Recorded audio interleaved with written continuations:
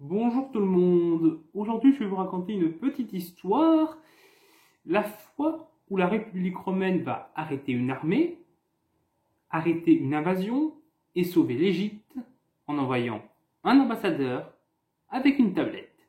Alors, comment ont-ils fait ça? Comment cet événement s'est-il déroulé? Nous sommes en 168 avant Jésus-Christ.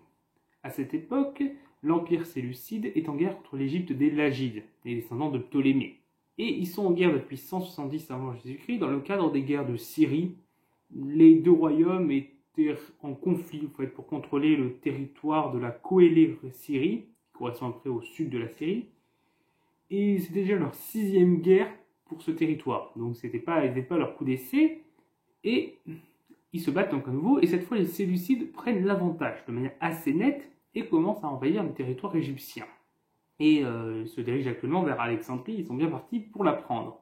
Donc les Lagides d'Égypte, qui sont alliés à Rome, appellent leurs alliés au secours parce qu'ils commencent à sentir que ça pue sacrément. Et ceux-ci vont donc accepter d'aider l'Égypte. Mais au lieu d'envoyer une armée, d'envoyer des légions combattre les Séleucides, ils vont juste envoyer un ambassadeur avec une tablette du Sénat qui ordonne à Antiochos IV, roi des Séleucides, de quitter l'Égypte et d'arrêter son invasion. Ainsi, Popilus, ambassadeur du Sénat romain, qui d'ailleurs connaît bien Antiochos IV, puisqu'Antiochos IV a été otage à Rome durant son enfance. En effet, son père avait perdu une guerre contre les Romains et du coup, il avait dû livrer des otages à Rome. Après, c'est otages version romaine. C'est pas des gens attachés dans une grotte humide et obscure. C'est des gens qui sont placés chez des riches familles romaines et vivent avec eux. Donc avec en profitant de leur luxe, des bons repas, de tout ça.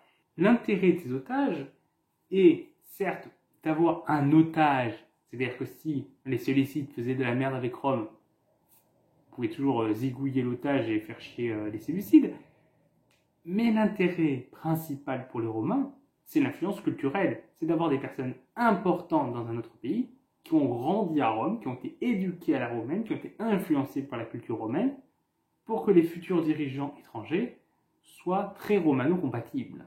Donc Antiochos IV a été élevé là-dedans, et donc grand connaisseur de Rome, et aime bien cette ville, et aime bien Popilus, ils avaient sympathisé à l'époque. Donc lorsque Popilus arrive, Antiochos le salue, avec un peu d'enthousiasme, il dit « Oh mon ami, tu es là, c'est cool !» Mais Popilus est beaucoup plus froid. Car avant de le saluer amicalement, il veut savoir s'il s'adresse à un ennemi de Rome qui va refuser les ordres du Sénat ou à un ami de Rome qui va gentiment obéir. Donc, il reste très formel et lui tend la tablette avec l'ordre du Sénat qui donc lui ordonne de se casser. Donc, Antiochos lit la tablette et il n'est pas très content parce que bon, il souhaitait la prendre Alexandrie. C'est une ville extrêmement importante, c'est une ville très riche.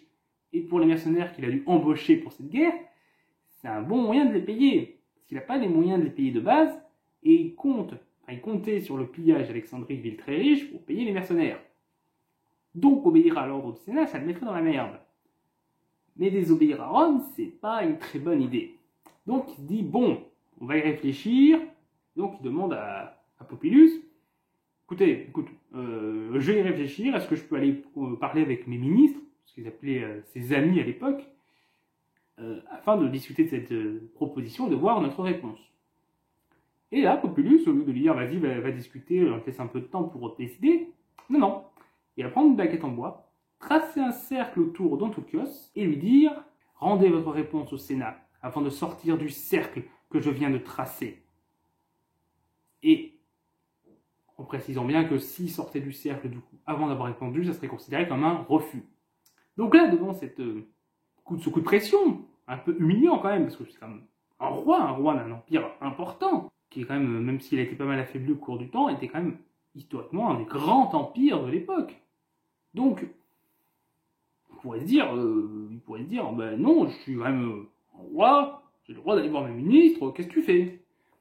Mais au lieu de ça, Antiochos va juste réfléchir pendant quelques secondes, puis accepter de plier devant Rome et dire ok, j'accepte la décision de Rome, je quitte l'Égypte, mes armées se replient, la guerre est terminée. Juste en ayant lu une tablette. Et par ce geste, il s'humilie quand même en partie devant sa cour qui assistait à la scène. Et il se met en plus, comme je vous l'ai dit, dans la merde avec tous ces mercenaires qu'il doit payer. Mais, quand Rome demande une chose à l'époque, on obéit. La République romaine à l'époque n'a même plus besoin d'envoyer des légions pour obtenir ce qu'elle veut. Elle a juste envoyé un émissaire avec une tablette et lui dire de faire boum pour que tout le monde se dégonfle. En effet, depuis la Seconde Guerre punique, qui a vu donc la victoire de Rome sur Hannibal et Carthage, guerre qui s'est déroulée de 218 à 202 avant Jésus-Christ, Carthage est très affaiblie suite à cette défaite, elle n'a plus qu'une petite flotte, elle doit payer de très lourdes indemnités à Rome et n'a même plus le droit de faire la guerre sans l'autorisation de la République romaine.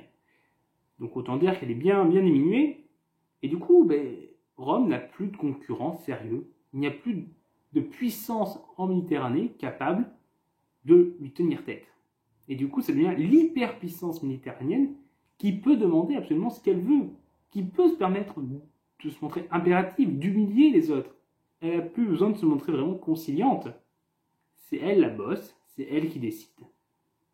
Et cette anecdote montre bien à quel point Rome était confiant et à quel point l'ambassadeur de Rome savait qu'il était en position de force, même face à un roi. Donc voilà, c'est terminé pour cette petite histoire.